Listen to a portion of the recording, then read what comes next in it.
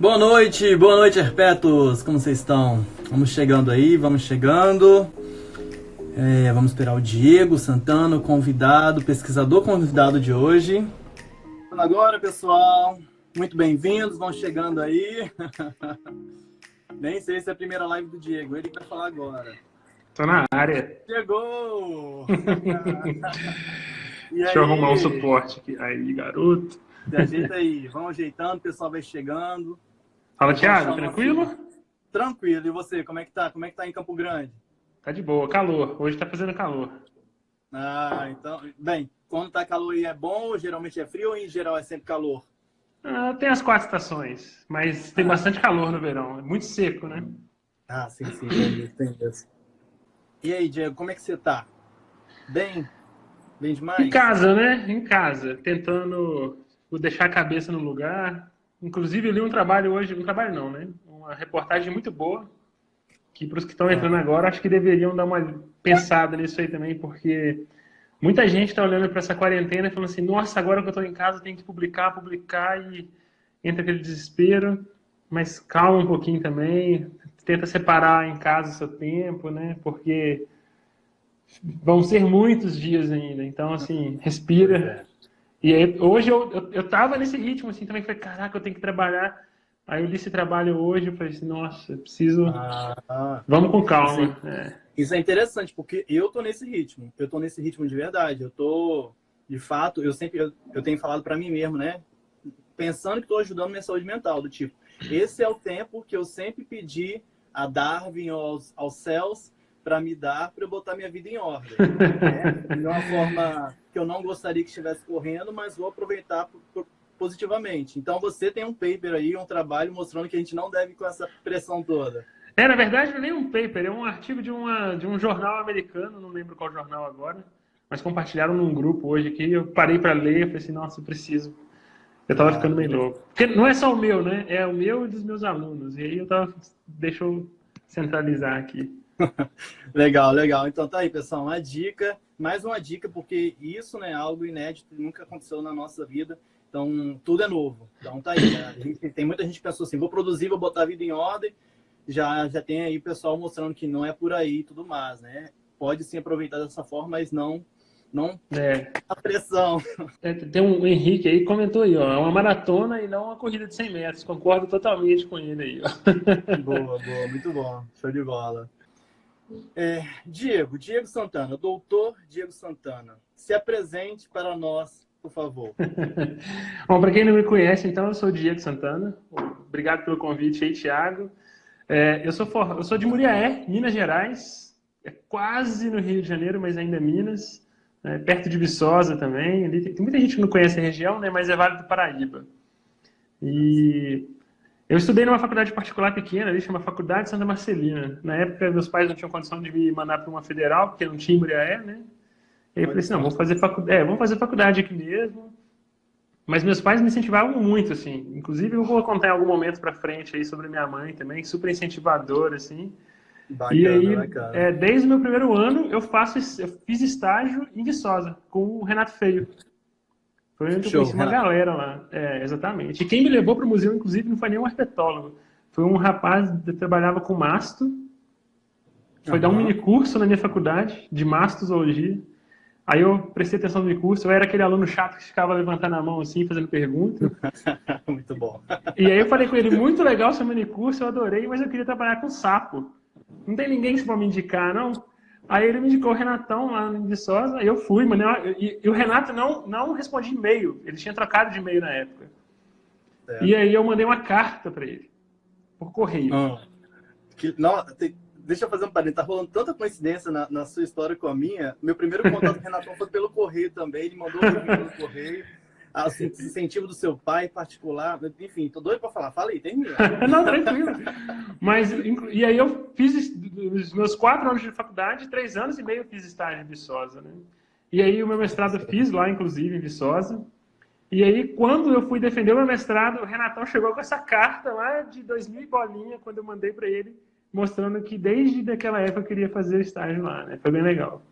E aí, no fim do meu doutorado, do meu mestrado, Eu emendei tudo também, eu sou meio 220, por isso que foi bom esse artigo para mim. Eu defendi a graduação, já com o resultado do mestrado, eu defendi o mestrado 22 de fevereiro, dia 28 de fevereiro eu comecei o doutorado. Então eu não parei. E aí eu fui fazer o doutorado na Paraíba, mas eu morava em Natal, porque meu orientador é da UFRN, Natal, o Adrian Garda. E aí eu mudei, saí do Sudeste, fui para o Nordeste, fiquei quase 5 anos lá, né? E aí eu defendi o meu doutorado dia 7 de outubro. No dia 11 eu estava assinando um pós-doc, que antes eu já estava me preparando já também. Então é meio desespero mesmo, assim. Uhum. E aí eu peguei o final das vacas gordas também, né? Ali de 2013, 2014. Não só bolsa também, mas de emprego, né? Então teve um concurso aqui para Campo Grande. Um amigo meu que me falou, Diegão, vamos para Campo Grande. Eu falei, nunca fui lá, velho, nem conheço, o que eu vou fazer lá? Eu falei, não, eu faço ecologia, você faz zoo, vamos junto. E eu falei, vou pensar. E aí, no último final de semana, antes da inscrição, rolou uma promoção da TAM, de ida e volta, conectando capitais, assim. E a capital selecionada daquela semana era Campo Grande, Natal. Nossa Senhora, velho. Eu falei assim, não, cara, eu tenho que fazer esse concurso.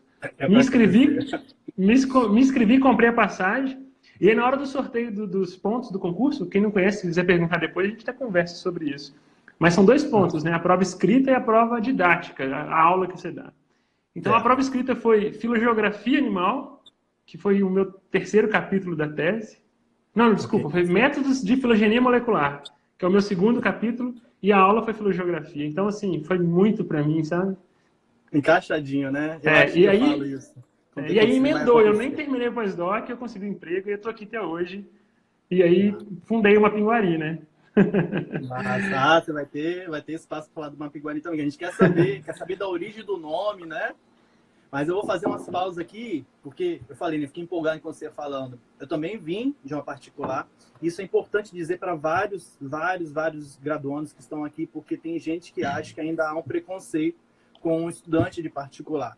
Havendo ou não, pessoal, você tem aqui, eu vou falar do Diego. Tem um exemplo do Diego, olha o percurso que ele caminhou saindo da particular e olha onde ele chegou, né? Então depende muito de você, aonde você quer chegar e o quanto você vai se esforçar para isso. Vou dar um adendo rapidinho. Pode falar. Eu vou dar um adendo, porque eu não sou bacharel, eu sou licenciado. E muita gente tem esse preconceito também. Então eu não tenho bacharelado. Olha só. Então, mas um motivo realmente não é limitador, né? Você está onde está mesmo, você tem o bacharelado. Que legal. O incentivo dos pais, na hora que você falou, também senti isso. Meus pais me incentivaram pra caramba. Eu tentei psicologia na federal. Ainda bem que eu não passei. E meus pais incentivaram. Entra na particular e faz a biologia. E deu tudo certo agora. Deu tudo certo pra mim, né? Eu sou muito feliz onde eu tô. E... fala do Mapinguari. Desculpa, deu uma travadinha aqui. Você pediu para falar do laboratório, né? Exato. A origem do nome. Fala a etimologia aí. Então, quando eu cheguei aqui, eu já rapidamente alguns alunos me procuraram. Eu estava empolgado, né? Eu queria trabalhar também. E assim como já tinha outros herpetólogos no estado, então já tinha laboratório de herpetologia, laboratório de anfíbios, já tinha isso aqui no estado. E mesmo assim, eu não queria um nome desse. Eu queria, não que fosse uma marca, mas que marcasse as pessoas. Né? Uhum. E eu não tinha um nome. Eu estava sem ideia nenhuma mesmo para nome. Assim. E os meus alunos perguntando, Diego, nós estamos indo para um congresso, era no Paraguai, inclusive, aqui do lado. Né? A gente precisa de um nome, colocar no banner e tudo mais. Aí eu falei, chama de Mapinguari aí. Tá bom. Elas curtiram. E era um nome para ser assim, não era para ficar definitivo. Certo. E é aquele jeitinho brasileiro, né? Que você arruma uma gambiarra, mas sabe aquela fita isolante que você bota no chuveiro que fica pro resto da vida? Eu sei. É o nome do meu laboratório. Mas, calma aí, eu não sei se eu perdi durante alguns segundos, me desliguei aqui no mundo do Thiago. Ou você falou de onde surgiu ou você deu um nome aleatório? Não. Então, por que eu dei esse nome? Que história que me veio na cabeça rapidamente? Tá. Eu assustei aqui. Não falei. Eu, antes de virar professor, mesmo durante meu mestrado e doutorado, um pouquinho da graduação, eu fiz muita consultoria ambiental. É um monte de amigo, inclusive hoje, aí é da consultoria, né? Eu vi você conversando com o Thiago, nossa, com o Gaiga outro dia, né? E aí, numa dessas consultorias, eu estava trabalhando em Rondônia. E lá, na época, no Giral, que é divisa ali com em Abunã, divisa com a Bolívia, tinha uma parte, numa época, que você não podia navegar à noite no rio. E aí você tinha que dormir. Quem ia fazer campo à noite tinha que dormir no mato, né? Tinha uma tenda lá que você colocava a rede. Mas beleza. Fui o Marco Senna, que é um ex-aluno do Miguel Trefort, e a gente foi para uma trilha, assim, para o final daquelas trilhas, aqueles rapéus de 5 quilômetros. A área que a gente estava coletando era do Parque Nacional do Mapinguari. E eu perguntei por que tinha esse nome na região. E o pessoal falando assim, não, aqui tem muito mapinguari, sabe aquele monstro? Tem muito mapinguari aqui. E o pessoal tinha muito medo de ir à noite para campo, alguns auxiliares na época, né? E a gente, vamos embora. Quero ver esse monstro aí. E nesse dia a gente tomou susto com anta. Tinha macaco da noite vocalizando. A anta passou do nosso lado. Muito, muito porco do mato. E a gente chegou nos 5 quilômetros da trilha. E já era umas 10 horas da noite, quase a hora de voltar. E começou um barulho muito forte. Não sei se vai dar... Desculpa o barulho aí, gente. Mas Eu falei, que porra é essa, velho? Tipo um barbado? Diferente, assim. Mas era um barulho muito de um mamífero mesmo, de um bicho grande. Eu falei, onça não é. Eu conheço onça. Não é o porco. Eu não sei que bicho é esse. Mas o bicho estava ficando perto, assim. E eu falando com o Marcão, a gente tem que descobrir o que é isso. Vamos atrás desse bicho, cara. Eu quero ver esse bicho. Mas a gente morrendo de medo. E nisso, o auxiliar... E nisso, o bicho começou... O auxiliar saiu correndo e largou nós para trás no meio do mato. Ele foi embora, de medo. É uma pinguari! E foi embora. Muito bom. Continua. E aí, quando bati a lanterna, assim, eu morrendo de medo, tinha um hidroléter cantando numa pocinha no chão. E aí, para quem não conhece, procura depois na internet, hidroléter é um leptodactilídeo, né? Uma rã com olho dorsal, mas é um leptodactilídeo que tem membrana interdital no pé. E aí... era a vocalização do bicho. E tem ela disponível, inclusive, naquele site da Guiana lá, quem quiser ver depois, a gente pode dar um jeito de botar o link aí. E aí foi por causa do... Então, uma pinguari que todo mundo acha que é aquele monstro lá naquela região, na verdade é o sapo cantando. Ah, que massa, que legal, que legal. E essa história veio na cabeça e virou o nome do laboratório. Que massa, pô. Não, super história, não, é algo que realmente tem... É um momento, um campo perfeito, porque você falou pra mim, veio porco do mato, anta, assim, e muito bicho, foi muito legal. E surgiu o nome do seu laboratório, e pra mim tudo bem, e lindo, o nome legal, aí com a história do auxiliar correndo, eu fico... Muito bom, muito bom.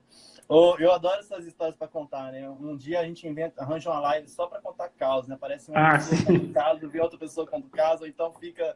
Enfim, que o que a gente falta é essas histórias, essas até gafes, né? E é uma coisa que eu tenho tentado puxar aqui nas lives.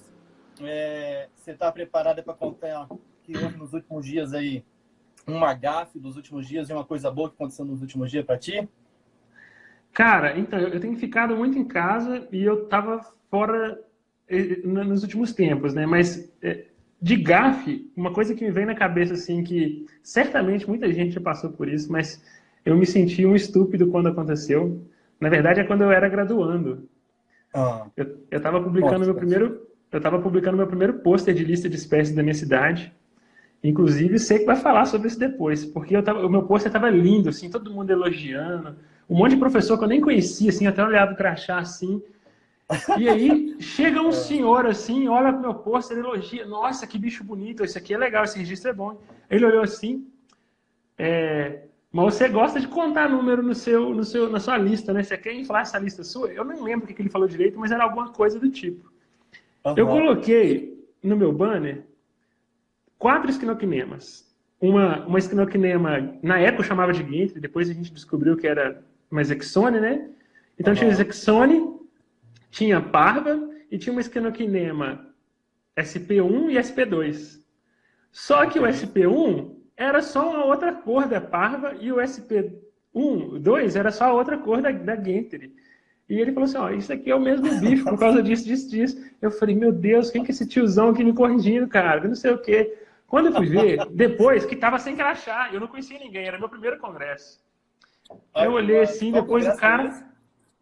Foi em 2005, Foi BH. de BH. Ah, eu não fui nesse, eu Isso. não fui. Vai, foi o único que eu não fui. Ah, continua. Gente, eu sou novo, tá? Não sou velho, não.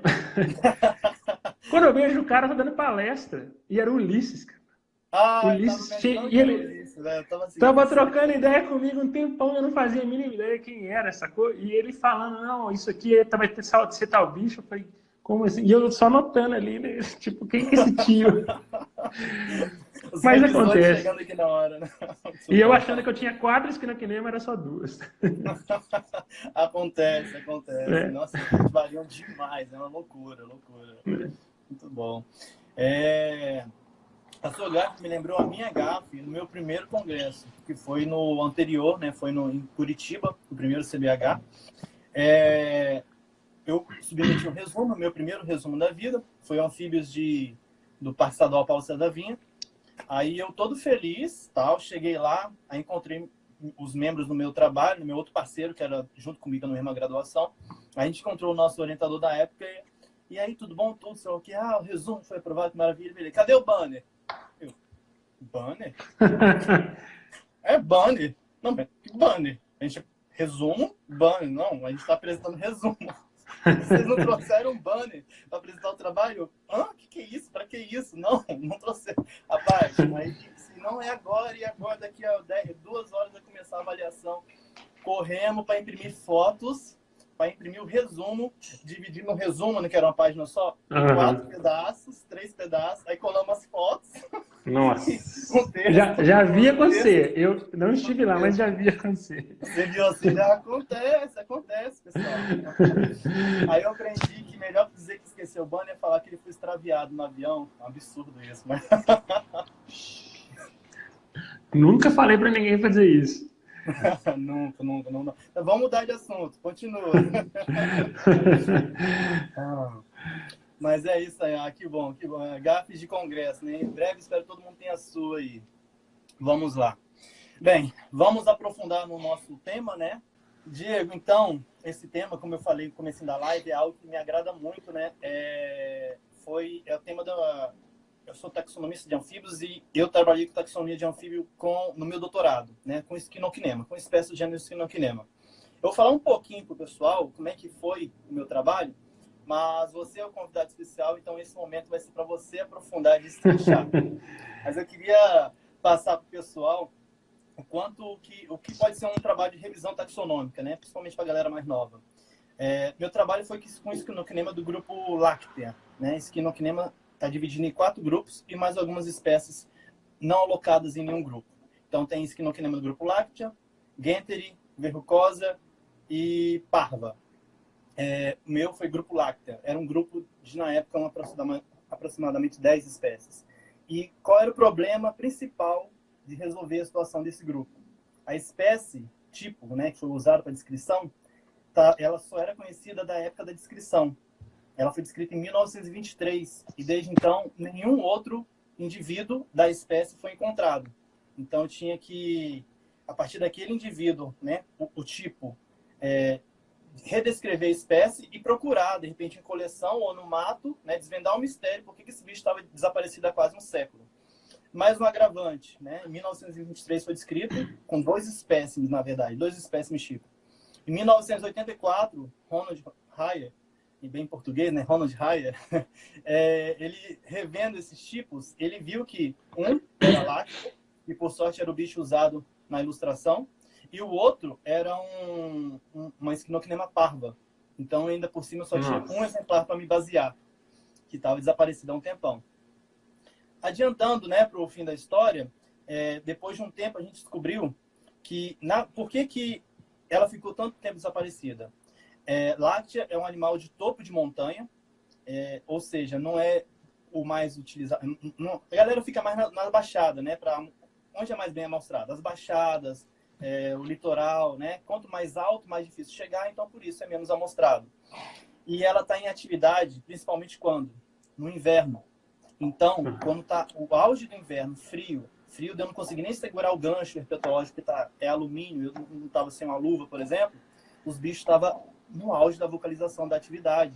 Que Que legal. Inclusive, quando a gente pensa, exato, quando a gente pensa assim, não, para que eu vou para campo se não tem anfíbio ativo? Mas tem, e foi um dos motivos pelo qual essa espécie ficou tanto tempo desaparecida. E não é só Esquinoquinema lactea, né? Tem Ololígons do grupo Catarine, que se reproduz no inverno, esperando os riachos ficar com a correnteza mais baixa. Então, a importância de se amostrar o inverno, né? E aí, nessa minha revisão, aí, no momento que eu falei, ó, daqui é a láctea, agora a gente vai começar a revisar as outras espécies, né? A gente conseguiu definir quem são as espécies do grupo láctea e como separar de outros grupos. Então, eu vou dar pelo menos 2 características de como separar a láctea para vocês agora, pessoal. Eu vou dar pelo menos 2 características de como separar a láctea de Gênero. Por exemplo, Já estou anotando, ó. Opa! Mas são características básicas, mas vamos lá.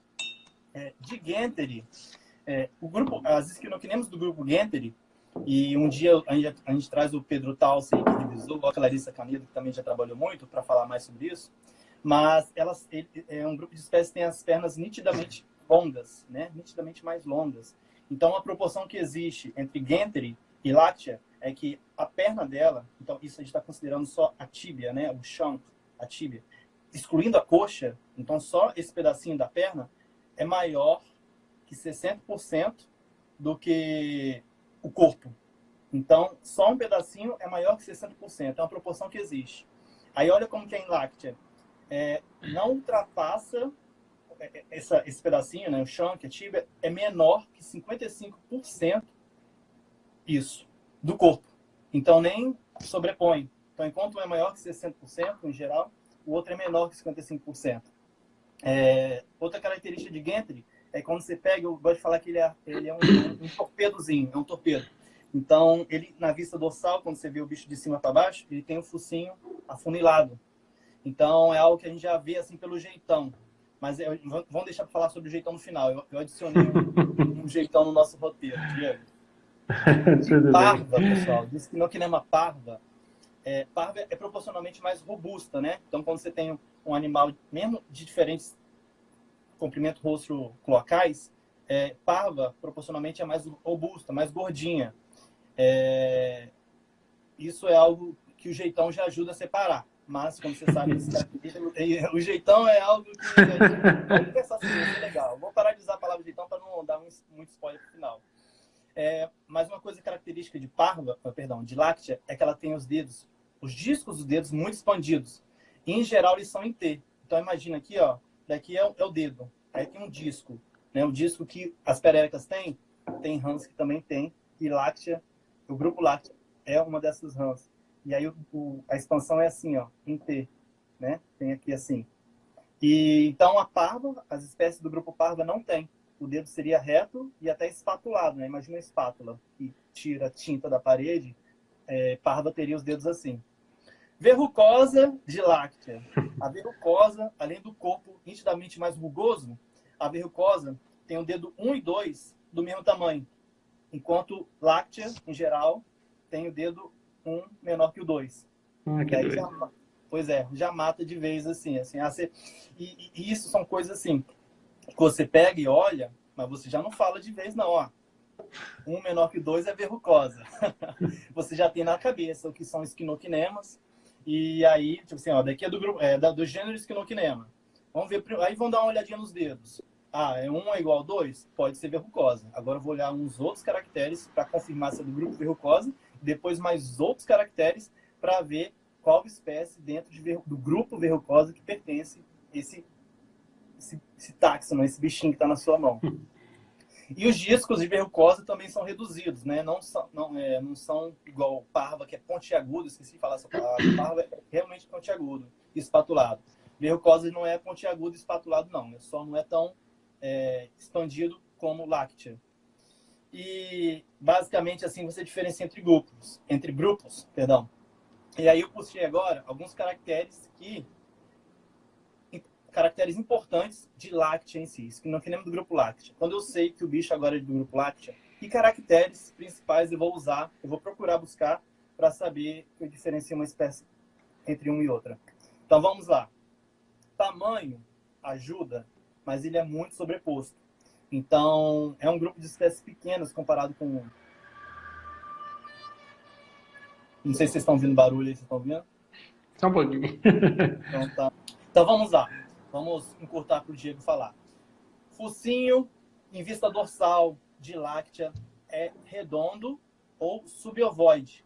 Não é turbinado, né? Um torpedozinho que nem Gantry, por exemplo, em geral. Em vista dorsal, o focinho é arredondado ou truncado. Né? Outros caracteres que ajudam, se lembra, separar entre as espécies de láctea.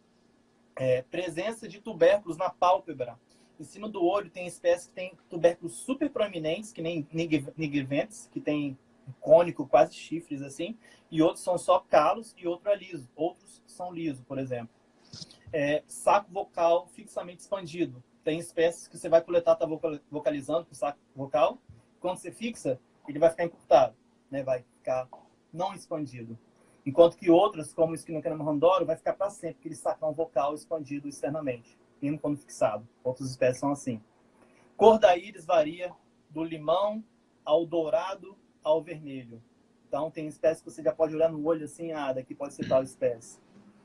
Discos, em geral, que nem eu falei, são amplamente expandidos e truncados, né? Aquele formato em T quer dizer que é truncado, que ele podia ser arredondado também.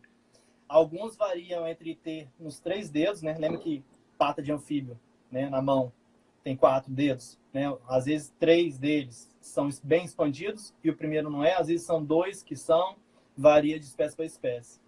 Calo nupcial presente, é uma característica presente nos anfíbios e pode ser simples ou duplo, né? Interrompido no meio. E a presença do calo nupcial, calo calcâneo, é a última característica, para passar a palavra aí para o Diego. É algo que pode ter, que pode ser comprido, pode ser curto. Então, isso é só para dar um geralzão de que características você vai observar no grupo láctea para identificar de espécie para espécie. Mas você, nesse momento, você não está aprendendo a identificar, pessoal. É você ter noção do que você olha no anfíbio quando você quer identificar dele. Quer identificá-lo, né? Porque às vezes você pega assim, você olha, mas você não tem quando o mágico fala assim, você está olhando atentamente, né? Você está pegando o bicho, que espécie é essa e tal. Aí você olha, mas você não está buscando ver se as linhas, a quantidade de prega dorso lateral tem no corpo, você não está contando de verdade, só está lá, tipo assim, tem prega, mas quantas, né? O calo nupcial é duplo, é único, é presente, é ausente. São detalhes minuciosos que ajudam a separar as espécies. Diegão, nisso, o pessoal teve um panorama geral de como é o estudo com Echinocrema.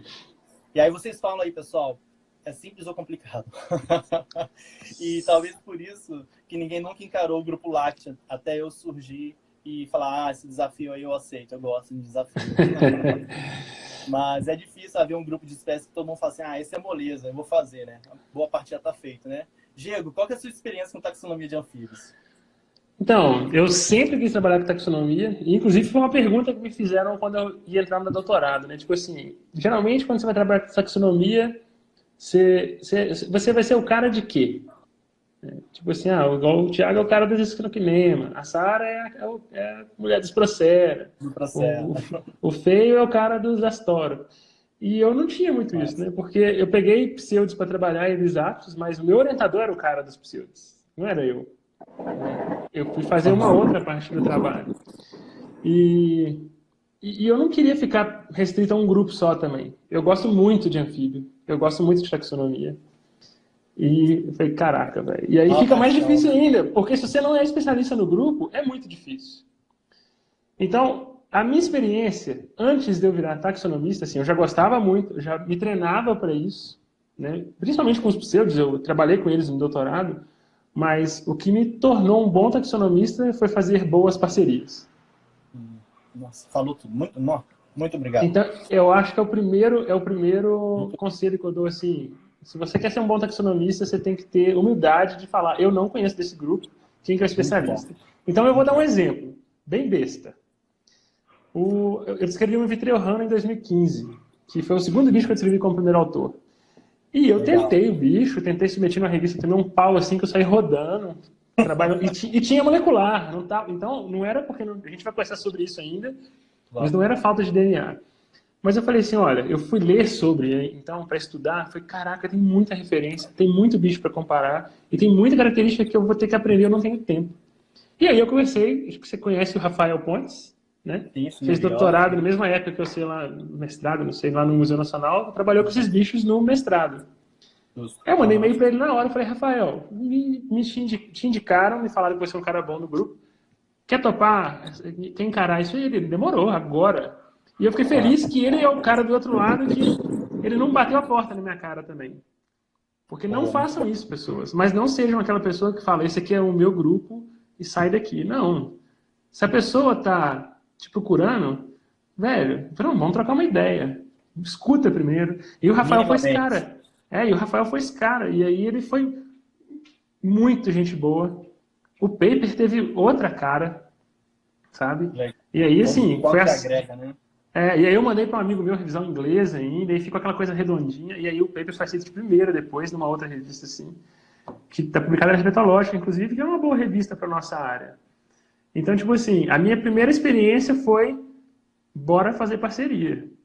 Então, assim, eu não sou o cara de grupo nenhum, mas eu me considero o cara da taxonomia, eu gosto de fazer taxonomia, eu gosto de sistemática.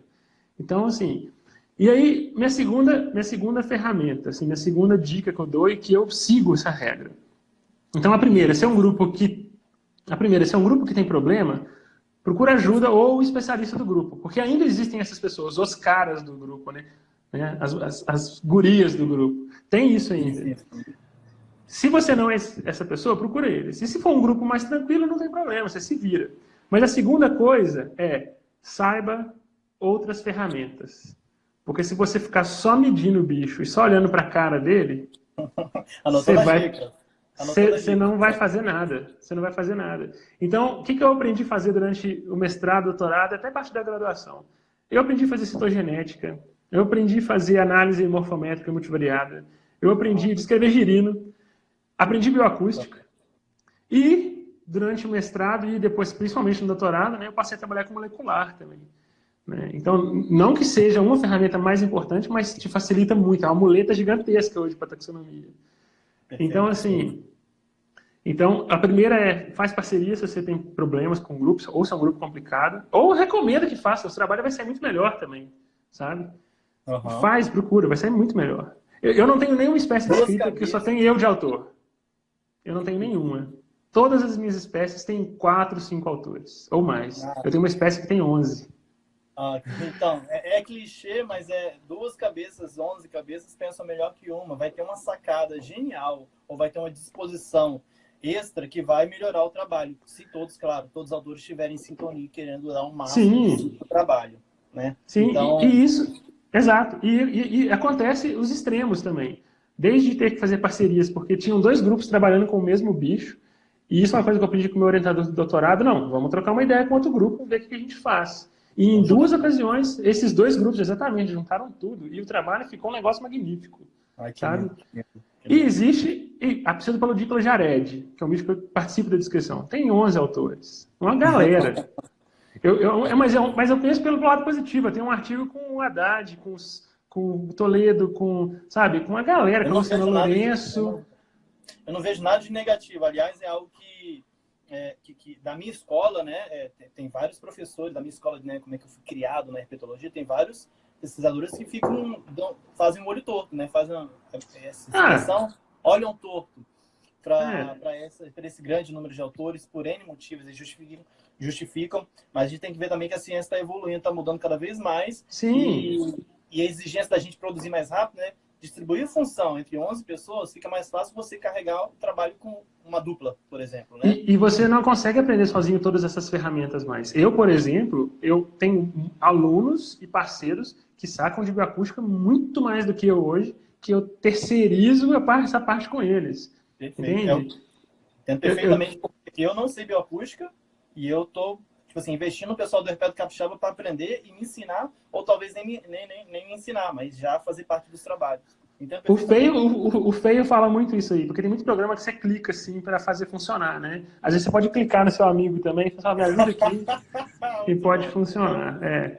E Muito aí tem o bom. caso oposto também. Tem os bichos que são muito fáceis, que tipo faz uma ilha lisbela. que é um bicho que eu fui participar, eu fui numa banca em Viçosa, eu sou de Muriaé, aproveitei para visitar meus pais.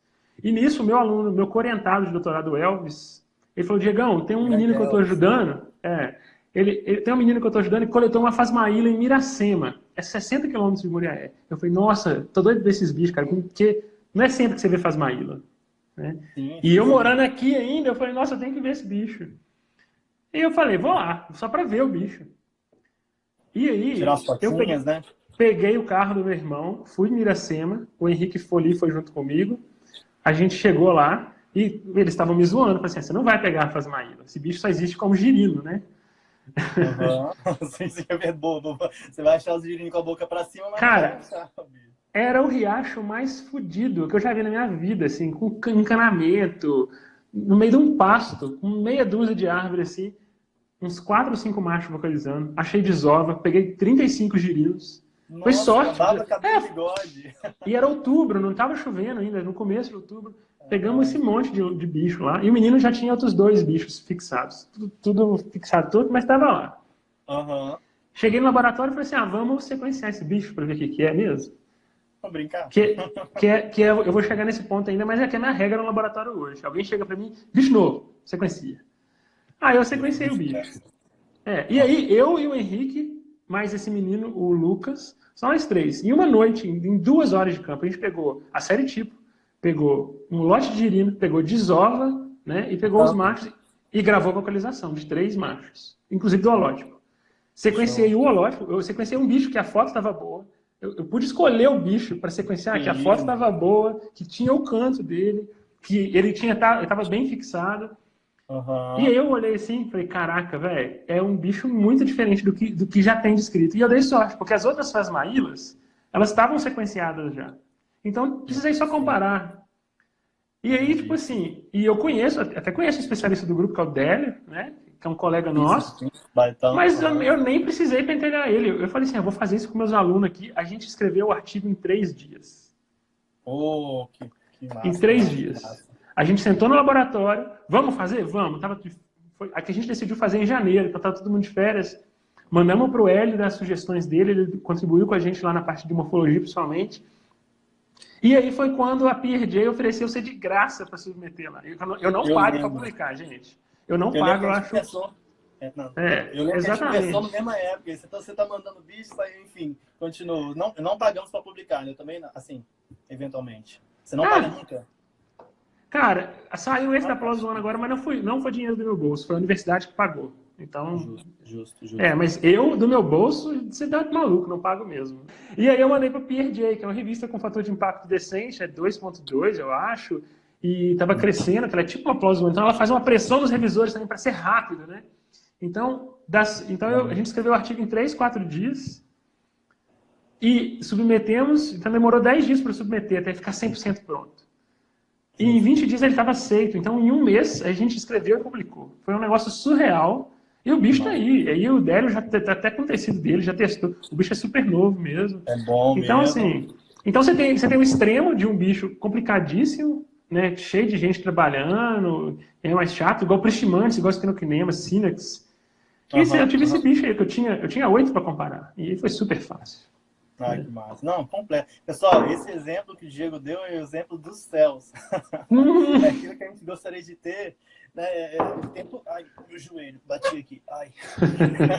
A gente gostaria que se o mundo fosse perfeito, toda a espécie nova sairia desse jeito. Acredito. Não, se o mundo fosse perfeito, toda a espécie nova ia ser igual a Parasfenodon pomba, que agora é Nictimantes, né? Mudou. Não é mais a Parasfenodon, gente. Não existe mais a Parasfenodon. Desde quando? Calma aí. Desde anteontem, tem 2 dias. O que essa quarentena tá fazendo comigo? Desde anteontem? Todos, chocado aí, velho. Todos os Aparasfenodons são agora Nictimantes, com exceção de Aparasfenodon venezuelanos, que virou Traxéfalos. Esse Aparasfenodon, eu não sou o primeiro autor, né, mas eu estava passeando em Viçosa, visitando lá, porque eu estava na casa dos meus pais, fui lá ver o Renatão. E aí eu estava esperando ele, que ele não estava na hora, passei pela coleção, porque eu gosto de ficar olhando o pote. Eu gosto de ficar vendo os bichos. E aí, no meio de um pote de Aparasfenodon, eu olhei assim, nossa, que bicho diferente ali no meio. Eu olhei no livro de tombo assim, eu falei, nossa, velho, esse aqui é um bicho novo, com certeza. Eu lembro de onde que é quem coletou. Eu falei, nossa, o Clodoaldo, ó, de Cataguases. Preciso ligar para ele agora. Ai, que legal, Clodô. Eu saí da coleção para tentar telefonar para ele. Ele estava chegando no museu e ele nem morava em Viçosa. Que isso, mano? E eu falei, É uma pessoa Clodoaldo, abençoada. o que esse bicho tá fazendo ali? Eu falei, Diegão, porque a gente só tinha pego um, ele é meio diferente. Eu falei, Clodoaldo, eu sou contra, mas com esse um aqui você consegue descrever. Ele falou, Diegão, peguei 2 ontem. Acredito, velho, não acredito. Esse sim foi um bicho. E aí o bicho. Não entra no. Uhum. E aí, assim, esse foi mais fácil ainda, porque eu não preciso nem te falar, né? O bicho é muito diferente. É diferente de qualquer coisa. Dá vontade de colocar na diagnose assim, ó. Olha pra foto. Muito bom, muito bom, muito bom. Não, velho, essas coisas, quando é pra acontecer, acontece, né?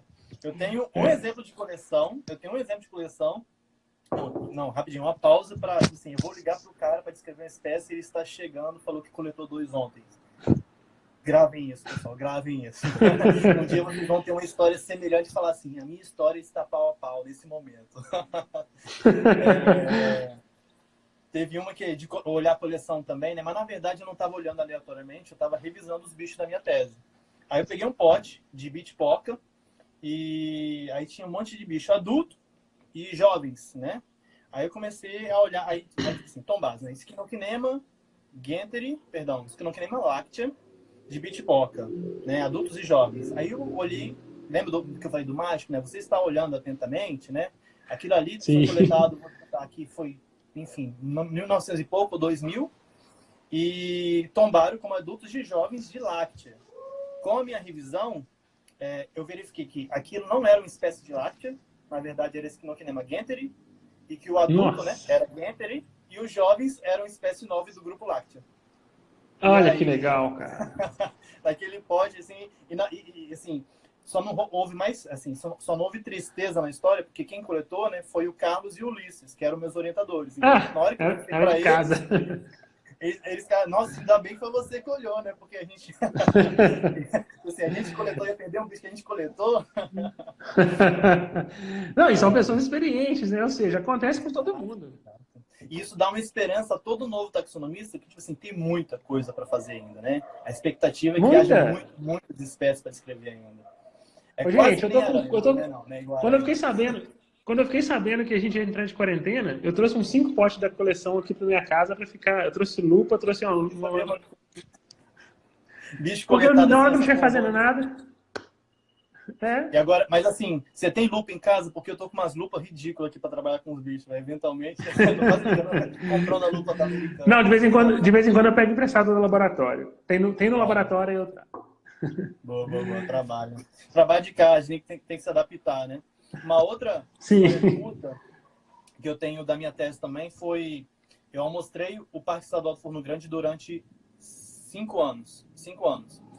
Aí eu publiquei o artigo em 2011. Em 2013, eu fui dar uma voltinha no Forno Grande, no auge do inverno, julho. E eu não vou esquecer a data, porque foi dia 30 de julho, porque no dia 17 tinha sido... Daqui a pouco eu vou pegar uma cerveja também, não aguento mais isso não. No dia 17 foi meu aniversário, dia 30 eu estava no mato. Pessoal, auge do inverno, foi o exemplo do gancho, de eu segurando o gancho e não consegui segurar, foi lá em Forno Grande. Super, super frio.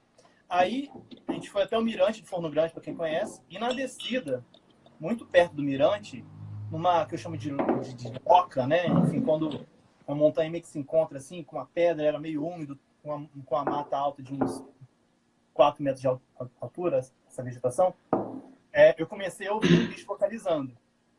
Aí, eu vi o bicho, aí eu falei assim, auge do inverno, julho, eu conheço eu amostro aqui há 5 anos, eu ia quase mensalmente, né? Virou meu quintal. Eu falei assim, eu não conheço essa vocalização, eu conheço a vocalização de todo mundo agora já. É alguma coisa muito interessante. A gente foi no mato. E aí, quando eu acho o primeiro indivíduo, eu falei assim, é uma espécie nova porque eu tô fazendo a tese desse bicho.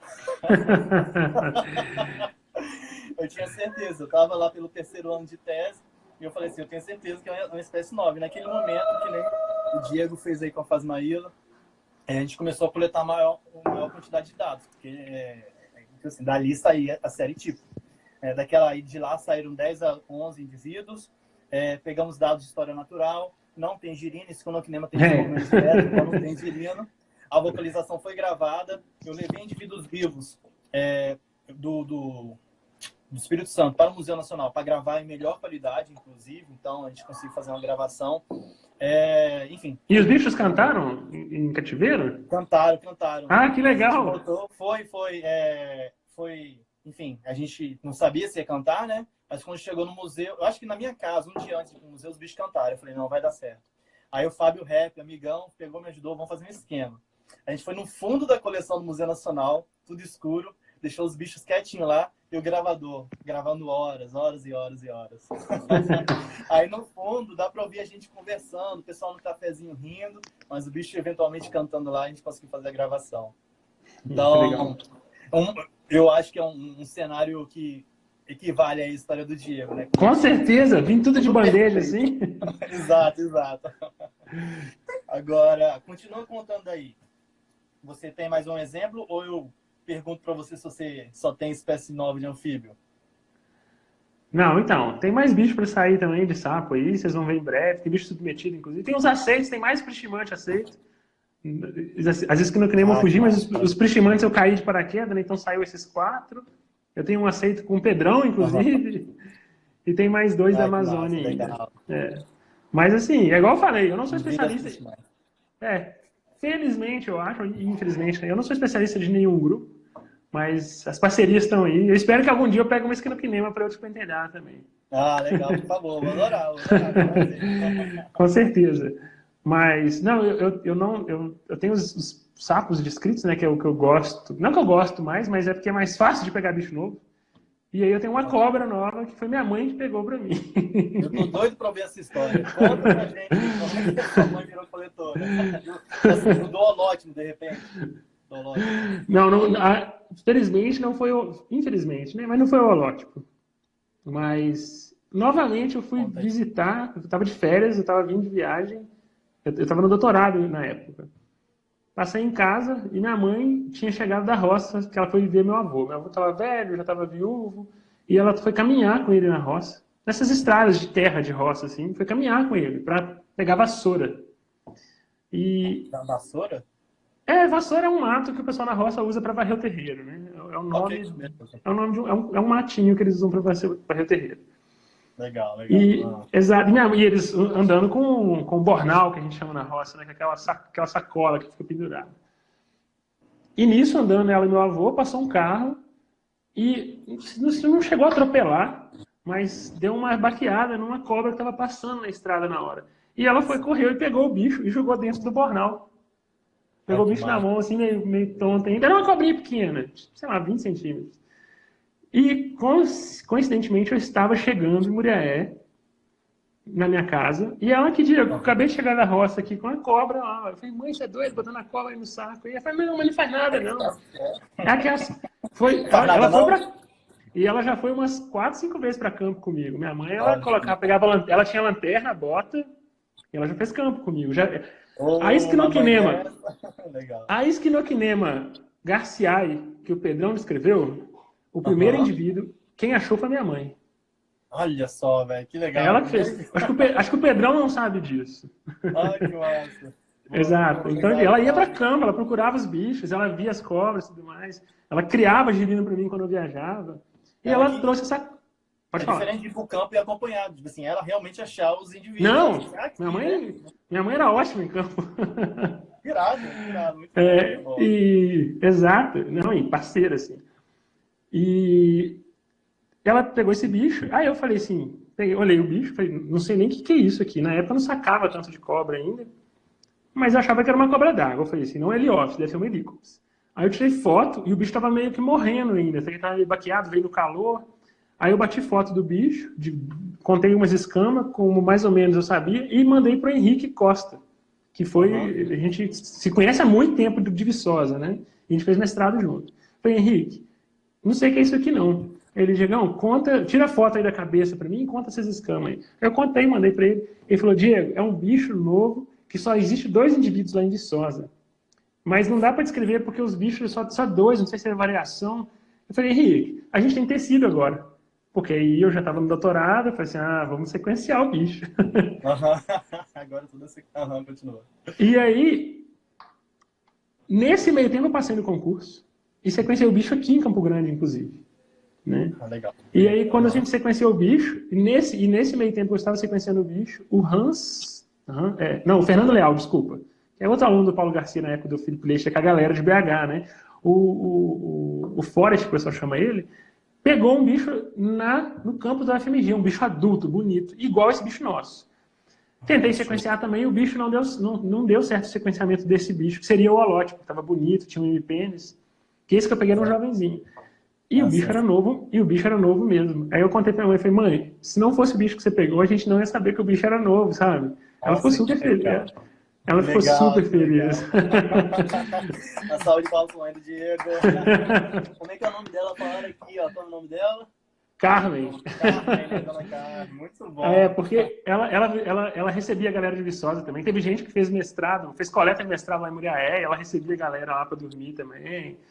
Isso é muito fácil. Era fantástico. Meus pais apoiam bastante nisso também. Tem gente que está aqui na live que já chegou aqui em casa em Vitória antes de eu chegar. Eu estava até ausente. O pessoal chega, passa semanas com meus pais. E eu tô com uma aluna de estágio obrigatório passando essa quarentena com a gente, né?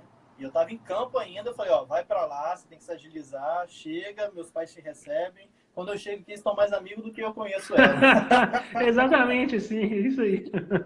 Muito bom. Que legal. Muito legal. E aí o pessoal pergunta assim, você deu o nome da cobra, deu o nome da sua mãe para cobra e tudo mais? Eu falei, não, ela coletou um dos indivíduos, não foi nem o holótipo, foi um parátipo, mas assim...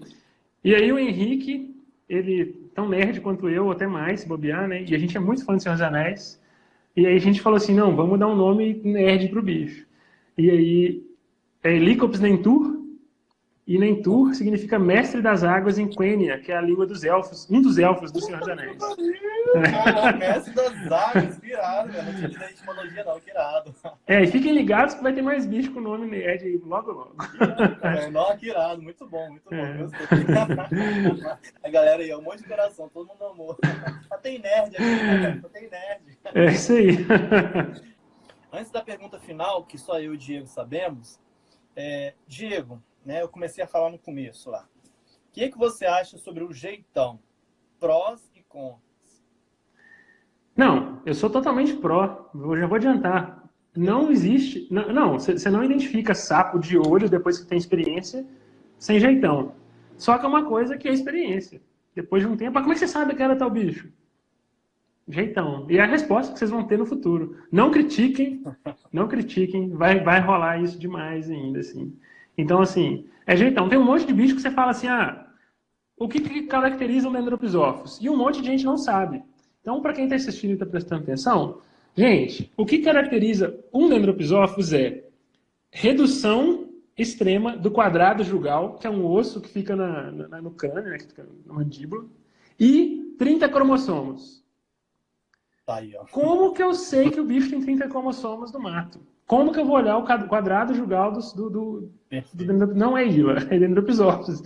Então, é um jeitão, eu sei que é um Dendropisófilos. Pessoal, vamos voltando. Deu 1 hora de live, o Instagram derrubou a gente.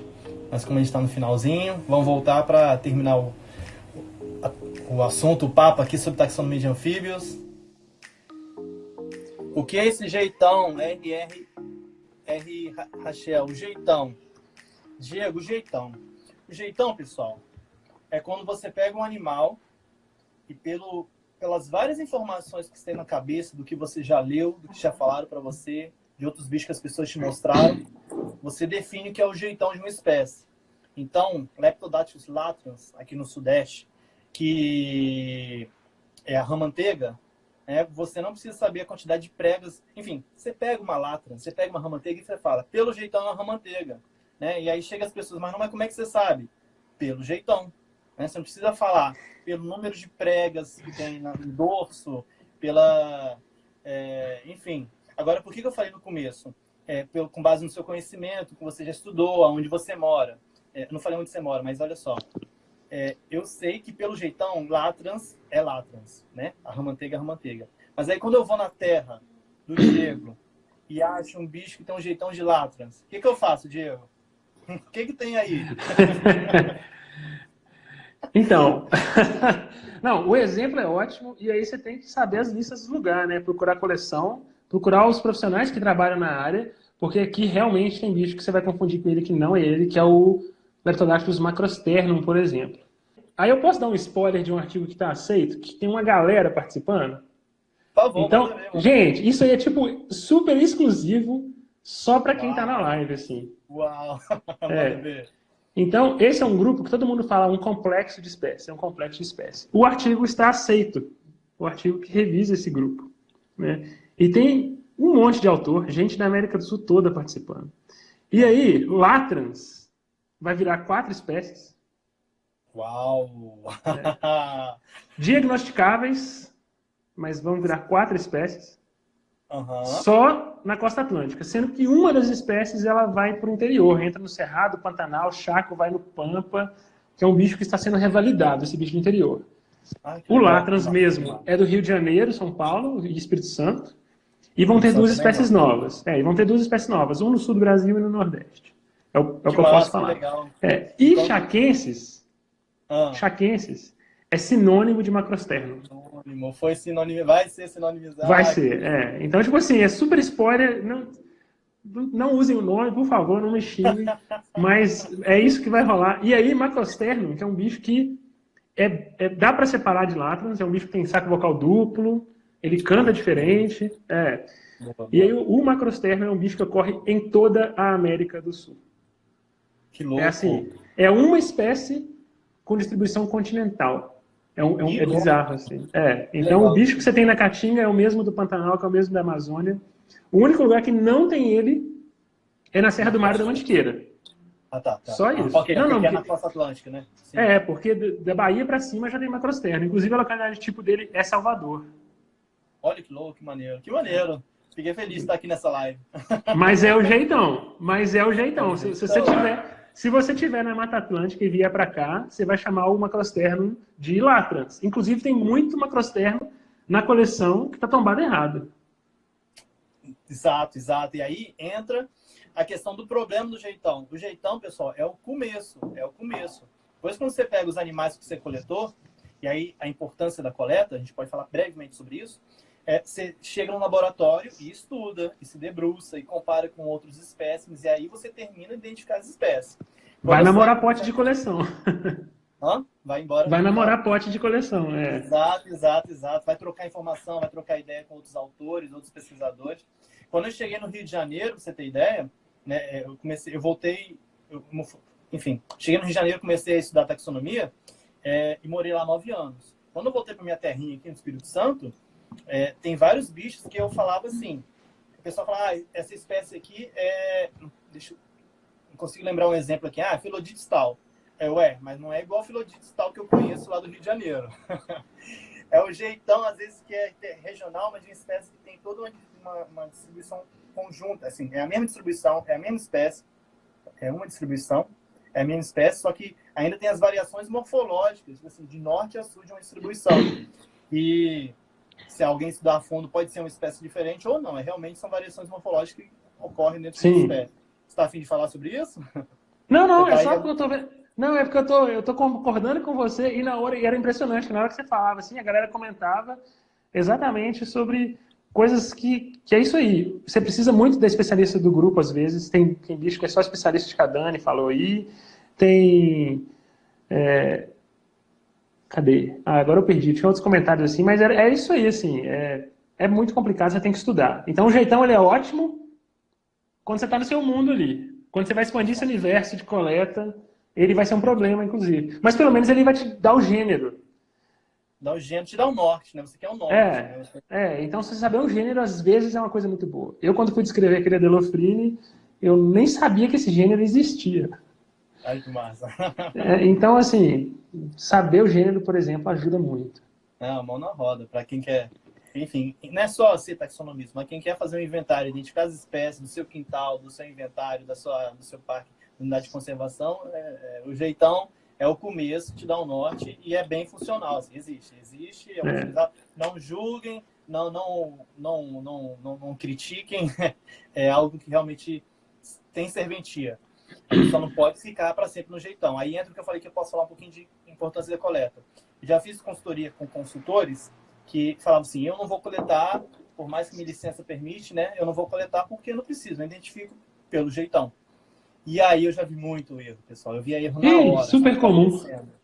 Então, é tipo assim, e daí é rinela tal. Aí eu, pelo meu jeitão, não era rinela tal.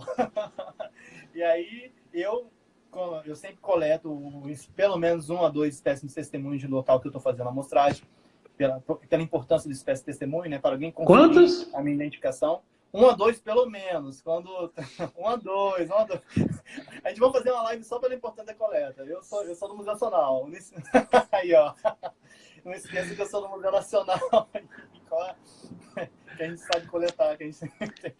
Enfim, pelo menos...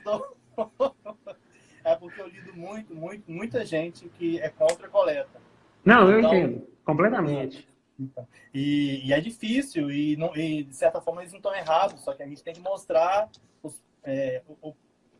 não está errado, mas também não está certo. Então o ideal é a coleta por N motivos, né? E, enfim, voltando, outro dia a gente fala sobre a importância da coleta, mas é um exemplo que o Diego deu, que é muito bom de Neuropsofts, eu tenho pro jeitão de, pessoal, agora a gente vai revelar qual a diferença entre Boana e Bockerman-Wheeler. Morfologicamente, externamente, não tem. É molecular e também pela osteologia, se eu não me engano, até no quadrado. Você consegue lembrar de cabeça? Não, tem nem ideia. Tudo bem. Mas é osteológica. A diferença é osteológica. E você, às vezes, não pode coletar porque não tem licença, não quer coletar porque você acha que não deve coletar. Mas você, sabendo o jeitão, você consegue diferenciar Boana e eu ia falar de Cibolo, né? Tudo bem. Saudade de Ila. Mas... Ila. E é isso, é pelo jeitão. O jeitão, aí você separa esses dois gêneros. Então, é o princípio. Digamos que o jeitão é o princípio. E o contrário de princípio é o final. E aí que entra a pergunta final, Diego. Você... Pessoal, eu acho que isso é um assunto que todo mundo presta atenção. É um assunto que muita gente quer saber. E eu acreditei tanto nisso que depois tipo assim, do doutorado, depois de ter saído do trabalho de laboratório científico, né, enfim, fui trabalhar no Instituto Nacional da Mata Atlântica, com outro tipo de pesquisa, falei assim, eu quero voltar e fazer um pós-doc, porque na minha vida não dá mais para não ter molecular. Eu quero aprender do beabá, né, desde extrair o tecido, extrair o DNA e fazer as análises de um trabalho de molecular. Eu não sei, né, eu estou aprendendo, eu estou nesse momento. E aí tá até um parênteses, né, nunca é tarde para aprender uma nova habilidade. Enfim, passo isso para vocês. Então, para mim, chegou um momento que eu falava, não dá mais para eu fazer taxonomia sem molecular. Então, eu entrei no laboratório de molecular e estou aprendendo. Aí eu jogo a pergunta para o Diego. Você acha que um trabalho hoje de espécie nova, ou de revisão de espécie, né, revisão taxonômica, consegue, deve ou pode ser publicada sem análise molecular? Então... Não, a minha primeira resposta para uma pergunta dessa é: se você tem condições de fazer, faz. Porque o seu trabalho vai ficar muito melhor. Não é obrigatório. Já adianta isso. Se você tem um bicho que você tem consciência que ele é um bicho novo, que você consegue convencer que ele é um bicho novo, você vai convencer o revisor também. Então, por exemplo, o Aparasfênolo, ele não tem molecular. Precisa. Não precisa. Justo. Eu precisava para falar que ele é um Nictimantes. Mas para falar que era uma espécie nova, não precisava. Boa. Bem colocado. Não precisava. Mas, eu tenho algumas espécies novas descritas. Mas o Aparasfênolo não foi esse caso. O Aparasfênolo, calma aí, desculpa, ele não tem molecular? Ele não precisa, mas ele não tem? Não tem. Na descrição dele não tem molecular. E nem precisava, porque ele é um bicho tão diferente que a gente nem... Exato. O bicho é muito diferente, é muito lindo, um negócio louco, assim. Mas ele é a exceção. Então, hoje, trabalhos sem molecular é se você tiver um pomba da vida num bicho desse aí. É se você tiver um bicho muito desse na mão. Então, é a minha recomendação. E eu, como revisor, inclusive, eu reviso alguns trabalhos. E é isso aí. Se for um bicho desse aí, e como eu já revisei, eu falei assim, não, que achado, cara. Lindo demais. Legal. Agora, se você for trabalhar com uma fasmaíla ou com uma pseudopaludícula, hoje, uma pseudopaludícula, o canto resolve bastante coisa, mas você tem que ter molecular. E o legal da pseudopaludícula é que todas as espécies têm topótipo sequenciado. Olha só. Então é muito fácil, é é fácil. Ao contrário de fisalemos. Fisalemos, você não sabe, nem molecular resolve. Então, por exemplo, para Fisalemos cuvieri, tem que ser a antiga taxonomia. Sabe por quê? Todo mundo sabe que tem 3 cuvieres. E a distância genética deles é 11, 12, 15%, que é um negócio gigantesco. Por que ninguém descreveu ainda? Muita gente fala assim, por que não descreve esse Fisalemos cuvieri diferente? Porque ninguém sabe quem é o cuvieri.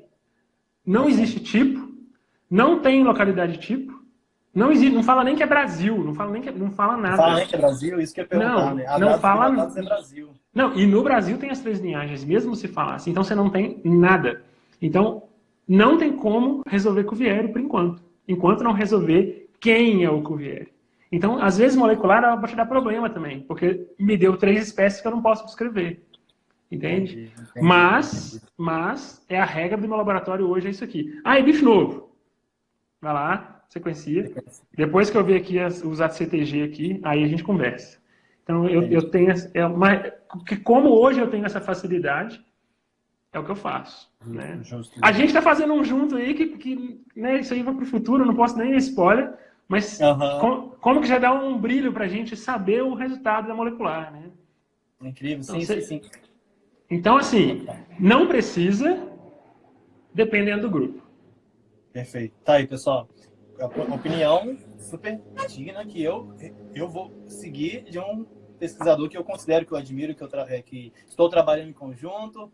E isso me lembra uma frase que eu ouvi recentemente. E foi muito interessante que eu ouvi vou falar, né, do Carlos Cruz, que foi meu orientador. Na verdade, também, antes de eu continuar, uma salva de palmas aí para a opinião dele. Aí o pessoal tá mandando um coraçãozinho, ó. Massa.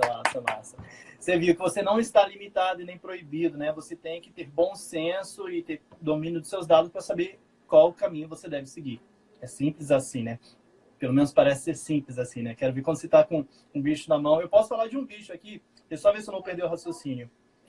Não, deixa eu falar a frase que eu ouvi, e aí eu falo desse bicho que é um Brachycephalus. A frase que eu ouvi foi do meu orientador, Carlos Cruz, né? Eu fui orientado pelo Ulisses Caramasco e o Carlos Cruz no doutorado. E eles são da escola antiga, né? E trabalham até pouco tempo exclusivamente com taxonomia, né? Claro, bioacústica, girinos, morfologia externa, interna, etc. Mas quando chegou a molecular, eles já estavam numa fase tipo assim, às vezes até, enfim, tipo assim, um novo método, não precisa, porque eu já tenho um método X, né? Mas isso tem se tornado tão importante, não é nem obrigatório, mas importante, que já está na cabeça deles. Eles falam assim, Thiago, faz a molecular disso, Thiago, faz a molecular daquilo. Não, a gente precisa da molecular desse bicho. E a frase que o Carlos me falou, você não deve levar ao pé da letra, mas é muito importante. É tipo, roda molecular, que depois é só brincar de diferenciar com os caracteres morfológicos, né? Quase isso, né? No momento que você tem, assim, com a molecular, né? Tá tão avançado que você pega assim, tem 13% de distanciamento genético. É novo. Então, agora a gente vai pegar todos os bichos, botar na bancada assim e separar morfologicamente, né? Pelo jeitão, inicialmente, ó, faz uns grupos e depois vai esmiuçar, procurando os caracteres morfológicos externos, pelo menos, que diferenciam as espécies entre si. Daquela espécie que você acabou de rodar o DNA e ver que é uma espécie nova. É isso. E o meu exemplo é um Brachycephalus do grupo Sapulga, né? O antigo gênero Psilophrine. A gente tem uma situação que aqui é bem conhecida no Espírito Santo, não é bem conhecida, mas é conhecido porque já tem um artigo publicado que esse bicho existe. E a gente está com o primeiro e único indivíduo de Brachycephalus do grupo do Sapulga, eu vou chamar de Sapulga. Porque ele não é aqueles amarelinhos, né? Os dourados, lindos, pingos de ouro. Ele é o Sapulga, mas é do mesmo gênero. E só temos um indivíduo coletado de 2012. E ele foi coletado sem querer, junto com quem? Com a ranzinha pulga, uma Adelofrine, glandulata do Espírito Santo. O Tinoco falando, chama de Ila também. Quem dera fosse tão fácil. Então, a gente tem a situação de que um animal foi coletado sem querer, aleatoriamente, em 2012, e na hora da descrição da ranzinha pulga, porque as pessoas já sabiam que era nova, acharam ele. Tipo assim, opa, quem é esse bicho que veio coletado sem querer? Por azar, ele foi direto para o formol. Então, a gente não tem tecido. Então, a gente tem um holótipo, que está em perfeitas condições, sem o tecido, e que nenhum outro espécime é encontrado até hoje. Desde 2012 foram muitas buscas. De manhã, de tarde, de noite, de madrugada, com pitfall, sem pitfall, com gravador procurando o somzinho, né, para ver onde... Enfim, isso a gente não fez porque não achou nenhum bicho cantando. Foi um método que a gente tentou da última vez, mas para isso tem que achar o bicho cantando. Já falo, posso falar disso depois. Então a gente está com as mãos atadas. A gente tem o trabalho todo descrito, mas não tem nenhum outro indivíduo, não tem a série tipo, é um indivíduo só, e sem a molecular. E aí, como é que a gente fica, né? A gente tem um pomba, né? Uma parasfeno, da parasfeno do pomba, que é um ETzinho dentro dos Psilophrine, né? Dentro do sapo-pulga, mas que a gente sabe que vai ter duas porradas, né? Assim, não, vocês estão descrevendo uma espécie com um único indivíduo, a segunda porrada é, cadê a molecular? Mas a gente tem um esforço amostral de 2012 para cá, ativamente. E Santa Teresa, que é um ponto amostral enorme, que todo mundo vai e coleta muito lá. Então, se o bicho fosse para ser achado, já teria sido achado. Ou não. Na verdade, ele está lá. Agora, teve dois problemas que agravam. Olha só a bomba que eu tenho, Diego, na mão. Eu estou de frente desse trabalho. De 2012 para cá, houveram duas secas muito pesadas no Espírito Santo. E elas acometeram Santa Teresa. Então, deixaram toda essa repilheira muito seca durante vários meses, talvez mais de ano. Né? Não pegou isso numa estação chuvosa, não foi chuvosa. E esses animais se reproduzem em serrapilheira e necessitam da serrapilheira úmida para reproduzir. Então, num cenário mais extremo, né, essas duas secas seguidas, foi 2012 e 2013, se não me engano, podem ter levado uma espécie de extinção, que eu acho pouco provado, mas num cenário mais extremo pode ter sido isso. Ou pode ter reduzido drasticamente essa população de sapo-pulga, e só daqui mais uma década a população vai começar a se recuperar e a gente consegue encontrar alguns indivíduos. E como a gente tem certeza disso? Quando esse bicho foi encontrado com ranzinha-pulga, a gente coletou centenas de ranzinha-pulga e um único indivíduo. Então ele já era raro. Depois dessas duas secas, nem a ranzinha-pulga a gente acha. Nossa. Também o mesmo mecanismo reprodutivo de serrapilheira. Então, e aí, como é que tá o sapo-pulga de Santa Teresa? Cenas do próximo capítulo. Talvez daqui a umas décadas, não sabemos. Acho que pepino. Pois já vai ser descrito como vulnerável ou criticamente ameaçado, não sei. A situação é punk. Esses bichos, geralmente, quando eles são muito diferentes, eles são assim. Porque se que ninguém viu, é porque eles estavam muito ferrados. O aparaceno não foi esse caso. Tanto que no título do artigo é um bicho criticamente ameaçado. Se jogar uma bituca de cigarro no matinho dele lá, ele está extinto. É muita coisa para considerar o tempo todo. São poucos trabalhos que são igual a Faz Maíra Lisbela, que nem esse Quinoquinema que eu não posso falar o nome. Mas, enfim, nem todos são assim. A maioria, na verdade, é dor de cabeça, né? Posso dizer que a maioria é dor de cabeça, Diegão? Metade. Depois, se você sequenciar, metade. Tá aí, ó. Muito bom. É uma pena, mas eu acho que a gente tem que começar a despedir do pessoal. A gente, na verdade, vamos ver se tem pergunta e comentário. Deixa eu comentar duas coisinhas que eu vi aí rapidinho. Alguém falou sobre Elaxtocles. Fiquem ligados para as cenas do próximo capítulo também, que não agora esse ano, mas ano que vem vai vir uma coisa gigante do gênero. E bicho, como diz o feio, bicho que tem ponta, verruga, é fácil de resolver. Bicho que é muito liso, é muito difícil. E aí, assim... Exato.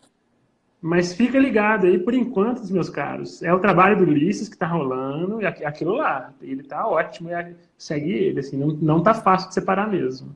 Tá? E alguém falou também do Cuvier, que tinha assim, eu já vi uns 5 morfotipos. Falei, gente... Tem muito bicho que tem um negócio que chama polimorfismo. Né? E aí o Cuvier é um, às vezes que não tem nem, mas é um monte, assim, inclusive eu já cometi esse erro, né? Então, tipo assim, às vezes você tem uma espécie que tem 20 tipos, assim, que pode confundir os pesquisadores. Na verdade é uma coisa só. Então, eu recomendo olhar o último trabalho da Sara Manja, excelente trabalho, eu colaborei com ele, de Proceratophis cristiceps. Um trabalho fantástico, sequenciando todos os bichos da caatinga. E são mais de 20 morfotipos. Mas é tudo uma coisa só, sem variação genética. Que loucura, que massa, que massa. É, que então massa. assim, tem que ter cuidado com o que é polimorfismo. Tem que ter cuidado com o que é polimorfismo. E o que é espécie crítica também, que é bicho que não varia também. Então assim, você tem extremos também. Aqui o Henrique está perguntando se tem gente trabalhando com prichimantes no Nordeste. Henrique, vai sair um trabalho que eu sei de um grupo lá da Bahia, mais o FRN, mais Paraíba, se eu não me engano, revisando, aí acho que já está aceito o artigo, inclusive. Eu não faço parte. Eu sei que tem esses grupos trabalhando. Não fui eu que revisei também, porque tem um amigo meu que é autor. Ah, legal, legal. Eu vou mostrar uma prancha aqui. Pessoal, vamos lá. Quantas espécies nós temos aqui de Squinokinema? Vocês olham, vou esperar 15 segundinhos aí e responda aí no chat.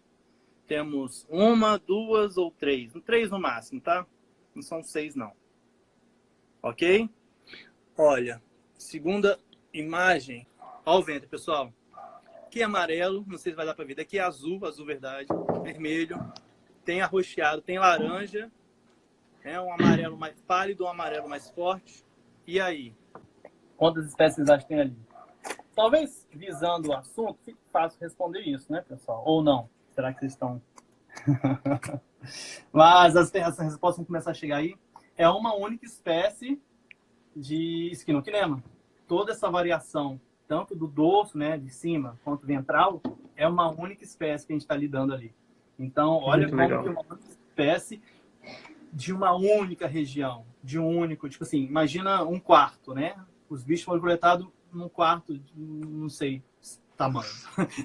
No seu quarto, pequeno ou grande, não interessa, no seu quarto, todas as espécies foram coletadas e eles variam desse mesmo jeito na mesma região. Então, olha como que pode haver um polimorfismo de espécie aí.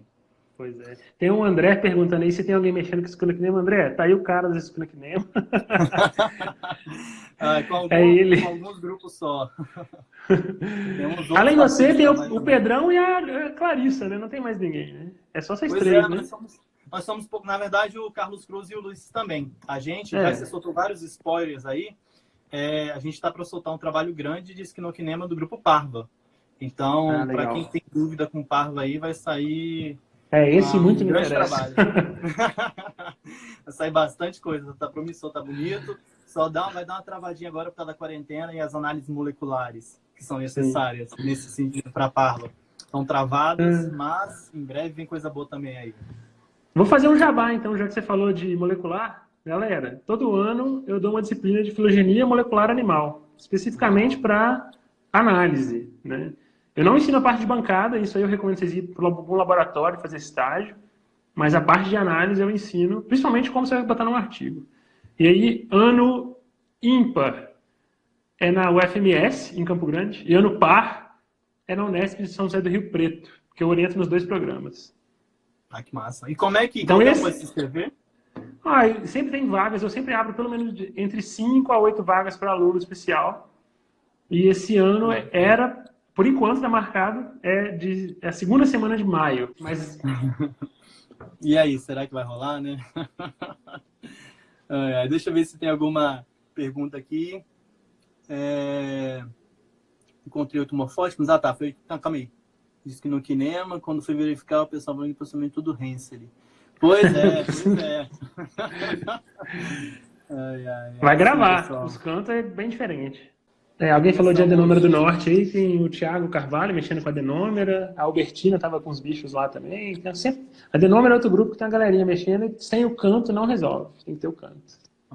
O próprio Pedrão, que foi comentado, e a Carla Cassini trabalharam com Sim, os bichos da Mata Atlântica, foi a Balinha que trabalhou no doutorado dela. Eu falei Pedrão, mas é a Balinha que tomou frente, porque eu fiz um campo fez uma expedição louca, super animada aí. Eu fui atrás da minha Squinokinema lá da Serra do Mar, em São Paulo, que era onde teria láctea, e é onde tem, na verdade, e eles foram atrás das adenômeras. Legal. Gente, o Aparacena do Levi, que eu descrevi, foi o Aparacena do Pomba. O primeiro autor é o Clodoaldo Assis. Né? E agora não é mais Aparacena, não. Nictimantes, lembrem disso. Alguém botou o nome do artigo aí pra cima aí. Pomba, por que Pomba? É por causa do rio que tem em Cataguases. Eu queria, na época, Isso só os autores sabem. Eu queria que chamasse Erythrophthalmos, que é olho vermelho. Ah, lindo, legal, legal. E o Clodoaldo queria Cataguasenses, para chamar o nome da cidade. Eu falei, não, Ok. Cataguasenses é muito feio. E ele falou, e Erythrophthalmos é muito grande. Aí o Renatão, assim, vamos arrumar um meio termo. Me fala um trem que tem na cidade, aí nós damos o nome. Aí tinha o Rio Pomba, a gente deu o nome de Rio Pomba. Foi Rio Pomba, legal. E É um nome aí, legal. e eu morava, porque você é do Sudeste. Eu morava no Nordeste na época, eu vi que tem gente do Nordeste aí. Quando saiu o artigo, eu estava lá. E aí, pomba no Nordeste é a mesma coisa que rola no Sudeste. Então, Opa, pode crer. quinta série à parte, eu fui muito zoado na época lá. Escolham bem o nome da sua espécie nova, pessoal. Lembre que você não vai ficar só no seu mundo, né? É um trabalho internacional. Ai, que massa. É isso. Diegão, começar a agradecer a você, depois a gente agradece, pessoal. Obrigadão pelo seu tempo, pela sua contribuição com a ciência, por vir falar dessa contribuição aqui com a gente. Tem vários casos, histórias que a gente só sabe nesse momento, né? Não está no artigo, o artigo não permite contar. Não. Não sei se... Enfim, várias situações aqui no artigo não entra, né? Então, brigadão aí. Que isso, agradeço demais. Valeu. E galera, pra você... quem acompanhou até o final aí, ó, uma Pinguari tá de portas abertas. A gente tem o IGTV, que eu falo sobre como funciona estágio aqui com a gente. Espero que essa crise passe logo aí. Mas todo mundo seja muito bem-vindo aqui. Thiago, inclusive você já veio uma vez, mas veio visita de beija-flor, né?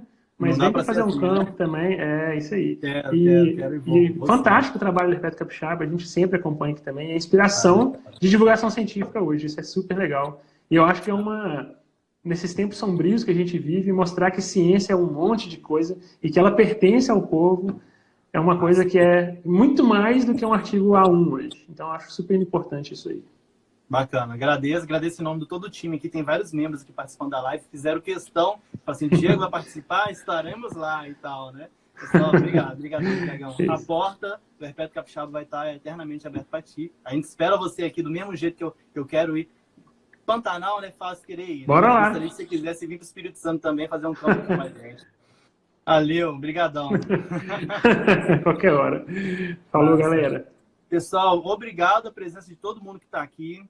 E é um incentivo que vocês dão para a gente, né? Vocês darem sua atenção para a gente continuar criando conteúdo, fazendo ciência, né? E difundindo ciência, que é diferente. Fazer, a gente faz no laboratório, quando a gente bota para vocês, a gente está difundindo e botando para todo mundo informação. Valeu todo mundo. Valeu, Diego. Valeu, pessoal. Falou. Como é que eu encerro? Eu sempre esqueço.